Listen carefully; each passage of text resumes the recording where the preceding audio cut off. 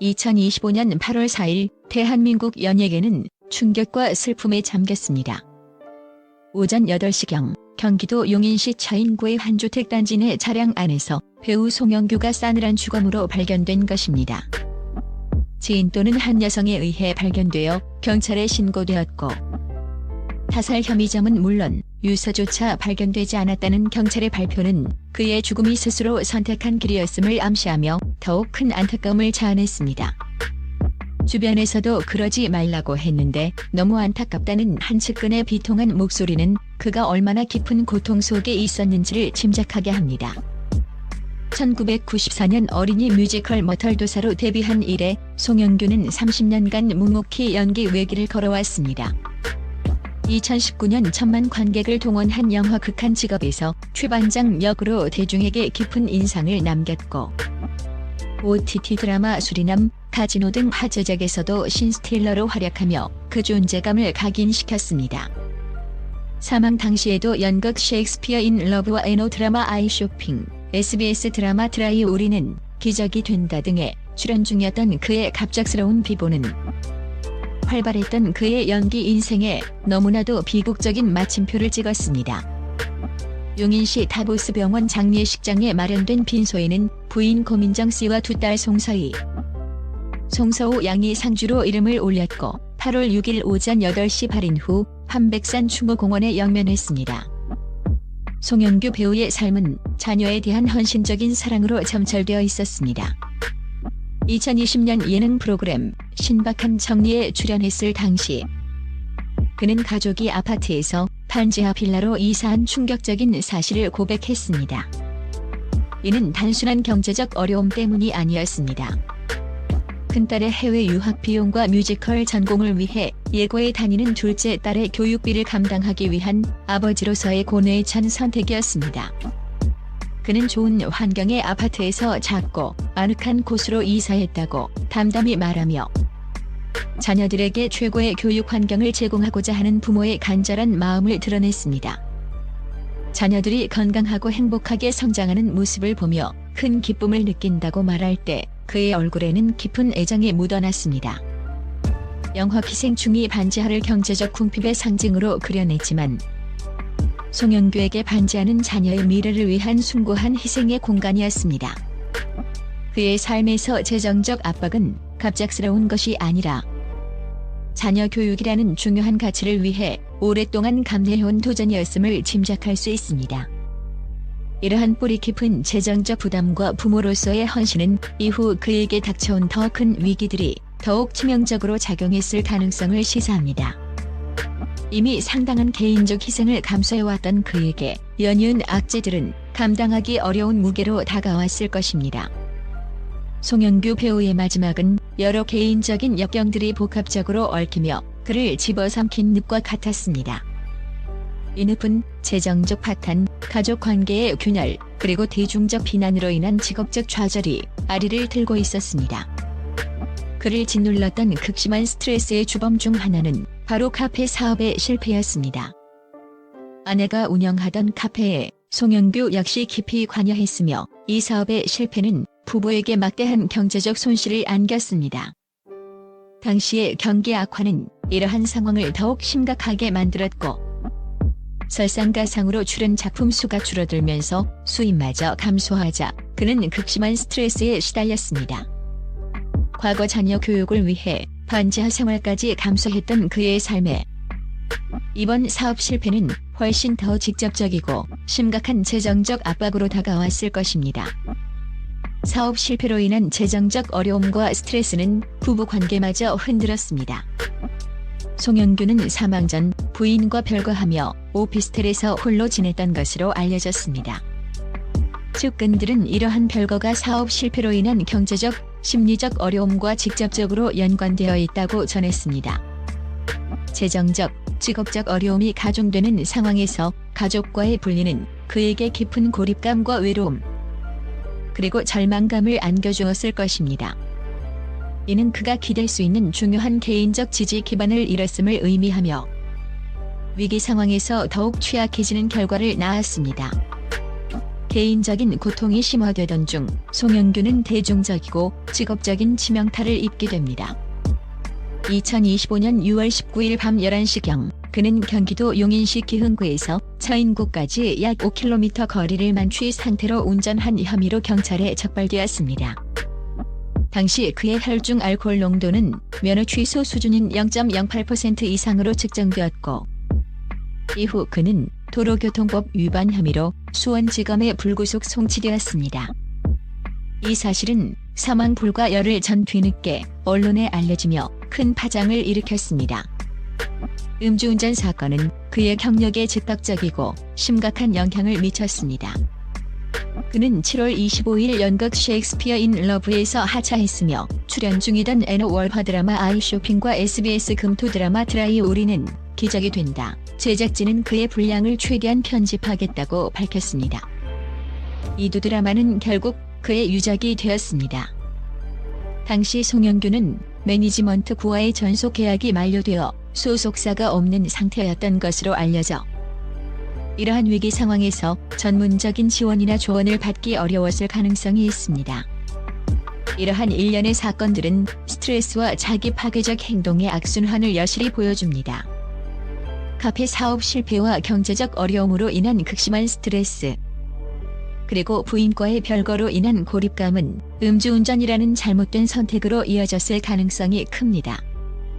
그리고 이 음주운전 사건은 다시 대중의 거센 비난과 직업적 손실을 초래하며 그의 정신적 고통을 더욱 심화시키는 결과를 낳았습니다. 특히 한 측근은 음주운전 보도 후 악의적 기사나 댓글에 괴로워했고 주변 여건이나 상황이 너무 안 좋았다고 전하며 대중의 비판이 그의 정신 건강에 미친 파급 효과가 상당했음을 시사합니다.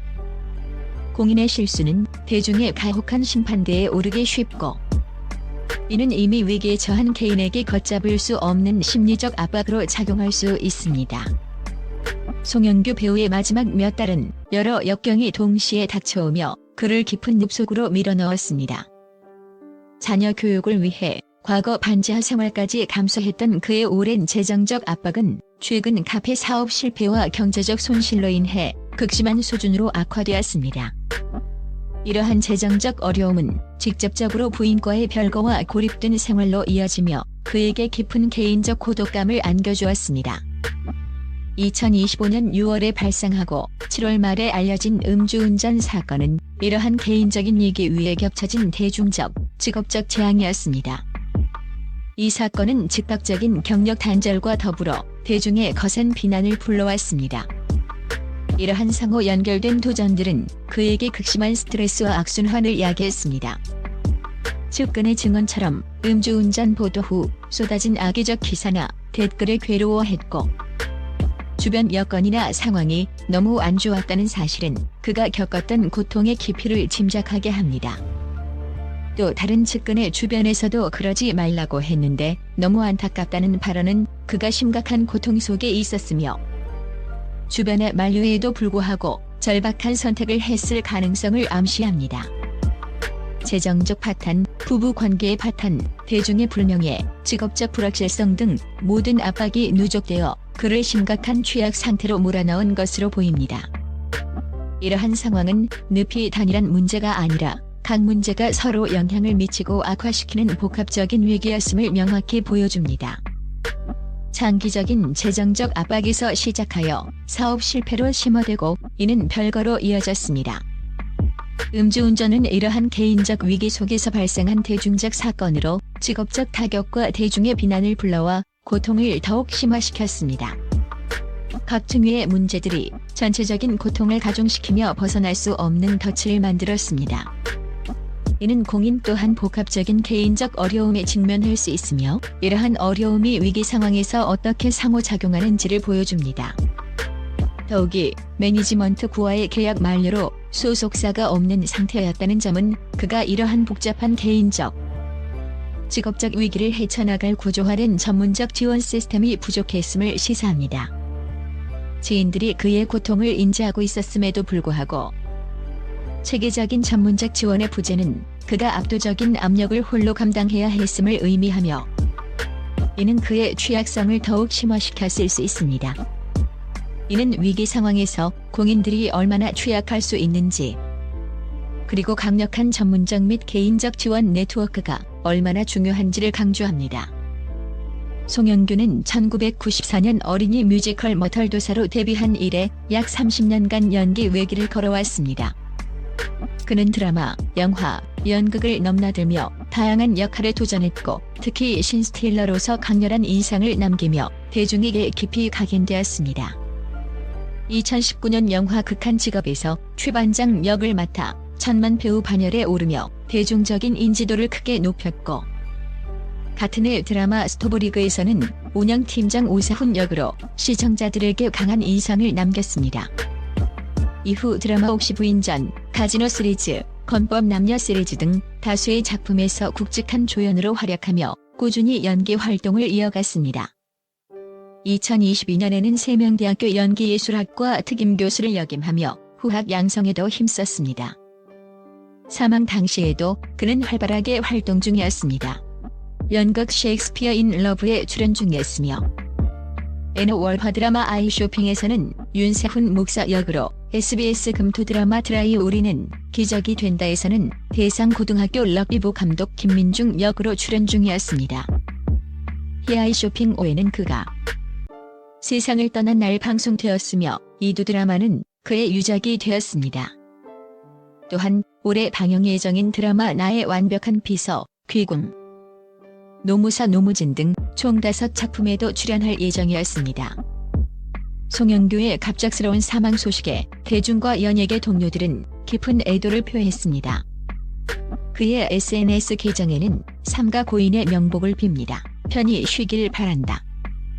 좋은 배우로 기억됐는데 안타깝다 등 수많은 추모, 댓글이 이어졌습니다. 조진, 최원영 등 동료 배우들도 고인을 추모하며 깊은 슬픔을 나누었습니다.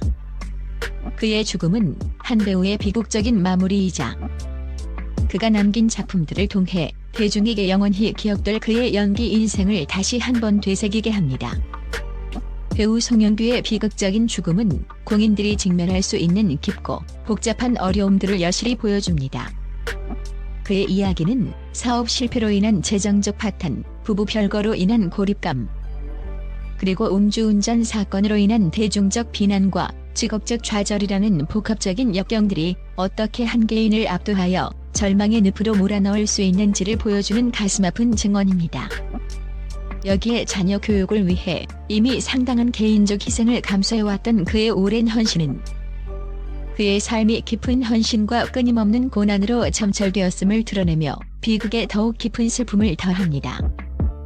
헤드라인 속 스캔들과 비극 뒤에 송영규는 자녀를 위해 헌신했던 아버지이자 수십 년간 연기에 매진했던 전문 배우였으며 극심한 압박과 고통에 시달렸던 한 인간이었습니다. 그의 고통은 개인적, 재정적 어려움뿐만 아니라 실수 이후 쏟아진 대중의 가혹한 비난과 악의적인 댓글로 인해 더욱 심화되었습니다. 그의 죽음은 겉으로 보이는 성공과 대중적 인기가 내면의 깊은 혼란과 취약성을 가릴 수 있음을 상기시키는 강력한 메시지입니다.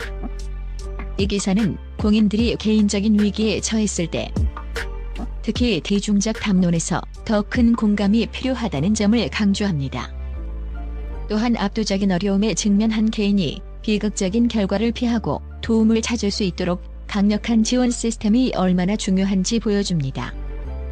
뉴스 보도에 일관되게 포함된 자살 예방 상담 전화번호는 정신건강 문제로 고통받는 이들을 위한 자원의 중요성을 상기시키며 사회가 더 많은 인식과 지원을 제공해야 한다는 무언의 호소이기도 합니다. 송영규 배우의 유산은 분명 그의 기억에 남을 만한 연기와 신스틸러로서의 영향력을 포함할 것입니다. 그러나 그의 삶의 마지막 장은 또한 가장 대중적인 삶조차 얼마나 취약할 수 있는지, 그리고 늪에 빠진 개인이 절망이 아닌 도움의 길을 찾을 수 있도록 더욱 이해하고 지지하는 사회를 조성해야 할 집단적 책임에 대한 강력하고 엄숙한 메시지를 남깁니다.